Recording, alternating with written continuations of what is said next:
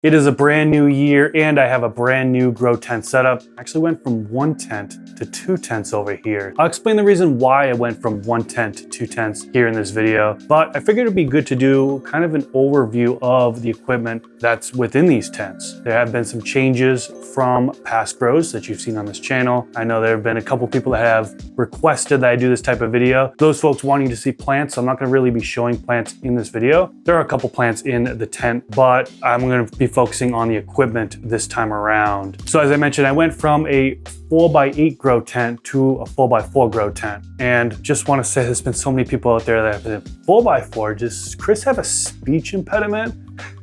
So that is my Boston accent coming out. 4x4, I guess I should practice saying that instead of 4x4. So anyways, that's just the accent. You'll hear me say it like that. It always gets called out in the comments, so I figured I'd address it right up front. So I went from 4x8 to two 4x4s, really because I wanted better control over the light cycle. It'd be much easier to have some plants in the veg stage in this one, and if I flip some plants to flower, but not all plants, well then I can just physically take that plant from one tent and bring it over to the other tent and have that other tent on the flower light cycle. So that's the main reason why I switched from one tent to two tents. And yeah, let's open up these tents and we will get into it.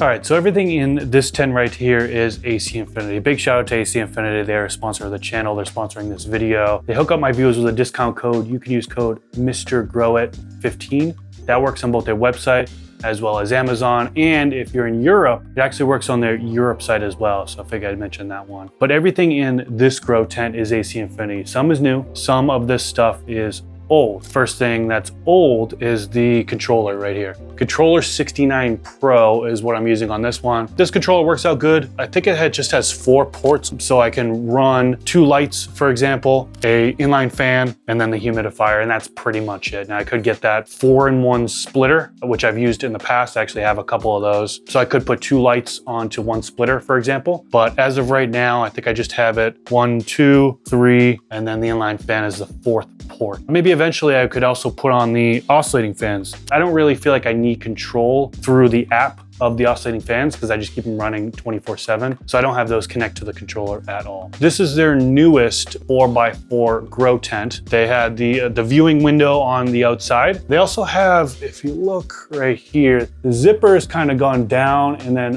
back up around the ventilation port, which is something that I thought was pretty interesting. This isn't very new, but the white bottom here instead of reflective material. I'm not sure about where the ports are, if there's been differences there.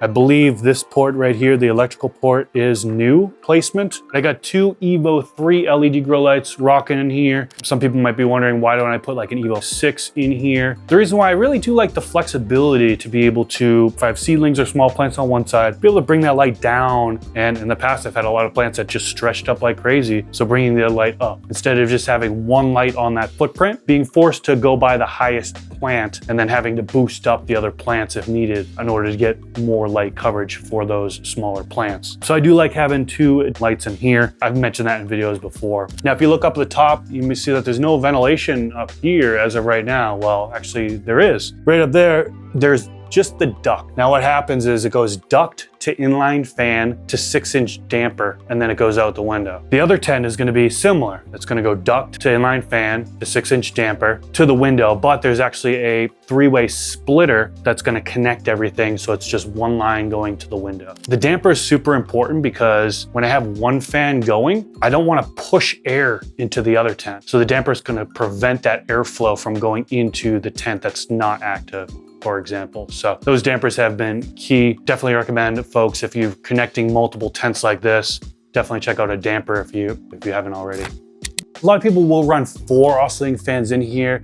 I've been able to get away with 2. I've done 1 in the past, but I'm now against just running 1 oscillating fan in a tent because I've had one die on me before and I got bud rot. So now I definitely have 2 oscillating fans in the tent at all times. That way, if one does die, The other one is still going. There's still some sort of air movement going in there, and that risk of bud rot reduces. But these fans have been working great. This is a Gen 2 version of these oscillating fans. No complaints on them whatsoever. T5 humidifier. This is pretty new. I think it was released last year. This one's working out pretty good in this grow space.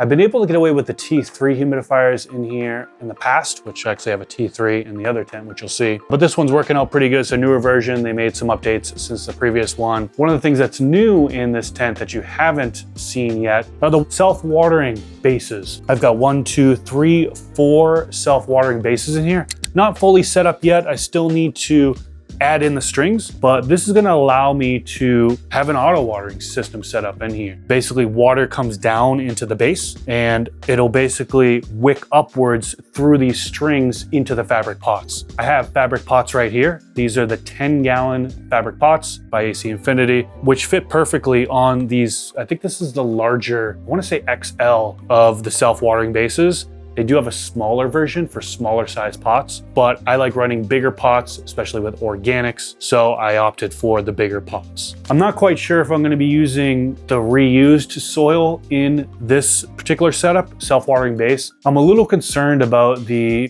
aeration in my soil that I've been reusing over and over again. I'm about to do the 8th run using the same soil. I did add aeration in there in the past. Pretty recently, my last run, I added in some biochar, some rice hulls, and some lava rock, which should help with aeration as well as help with the microbial life in there. But I'm not too sure if it's gonna work in the system or not. I just gotta, I guess, take a gamble. Either take a gamble, try it out and see what happens, hope that things don't get waterlogged and plants struggle, or I can go with some more airier of a medium, like I've been using BioFlower by Bio 365. I love the amount of aeration that's in that medium. So I'm considering just doing that in this setup to begin, just so I can increase that success rate. You know, I'm more comfortable that there's gonna be more aeration in that versus my reused soil, but maybe I'll take a gamble, I don't know. In this box right here, this is the new valves. So AC Infinity did a collaboration with Autopod, autofill valve. So basically what you do is you hook these up within the actual self-watering base, and then it all connects to a reservoir. So all I would have to do is top off the reservoir. Instead of adding water to each individual base, it would run a line to a reservoir, and then I could just add water to that one reservoir and feed all 4 of the bases. All right, so that is pretty much it for this tent right here. Let me close this up and then we'll get the other tent. We'll open that up. All right, so I've opened up the other grow tent. And one thing I want to mention about these plants right off the bat is the cannabis plant had been pollinated. So you see it's very yellowing quite a bit here. It's actually within its normal harvest window for if I was harvesting for flower. But since this has been seeded, I'm pushing it longer than that. I want to try to get these seeds to develop as much as possible. Now, I'm actually not 100% sure that the pollen stuck. I reversed a plant and the pollen sacs formed and stuff like that, but it didn't seem like there was much pollen within the sacs. I still sprinkled it on top the best I could. Again, it didn't seem like there was a whole lot of pollen in there, but I figured I'd try it anyways. And I can't really see many seeds forming on it, but there might be some seeds inside. So I'll push this plant all the way till the end and then I'll harvest it. I'll let it dry out and see if there's any seeds in the middle. So again, this isn't a flower run.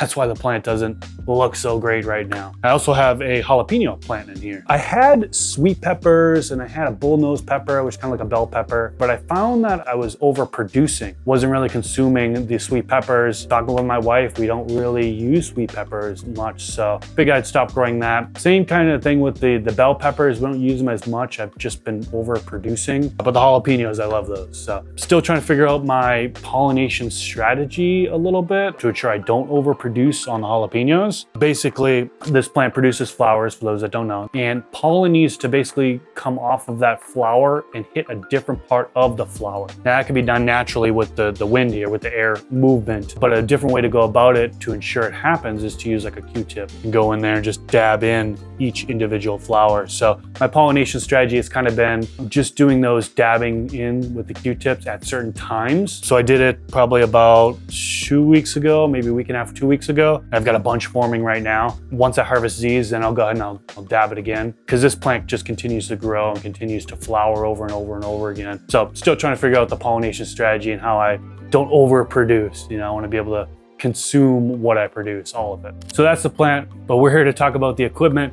So let's get into it. I'm using the controller AI Plus on this one right here. So this is a newer controller. It's actually been out for a while now, two years? I don't think it came out in 2025. I think it was 2024 when it actually came out. I have the controller AI Plus on this tent. I also have a 2x4 tent, which I'm not showing in this video. I've filmed that one before, that I have a controller AI Plus in. I use it on the regular manual mode. I don't use the AI features on it. I just prefer to have that control over it. So call it old school if you want, but having AI kind of manipulate my grow and really trusting it, I'm just not there yet. I did attempt to use it at one point. It seemed to be draining my humidifier a little bit more often than normal. So that's why I'm kind of in manual mode right now. Not sure if that's like a firmware update or something they need to fix on their end so it doesn't drain the humidifier, but manual mode works better for me as of right now. Same thing with the ventilation. Top corner, you can see that there's just the ducting attached to the port. And again, it comes up into an inline fan, then to a damper, then more ducting goes to a splitter and out to the window. So it connects the two tents like I had mentioned before. Lighting, I'm using the Grandmaster LED Borg Evolution. This is my second run with it. I don't even know if I really want to call this a run, breeding, but it'll be my next flower run in this coming up soon. Once this plant is done, I plan to grow more cannabis plants in here that I plan to grow for flower. One run down, moving on to the next run.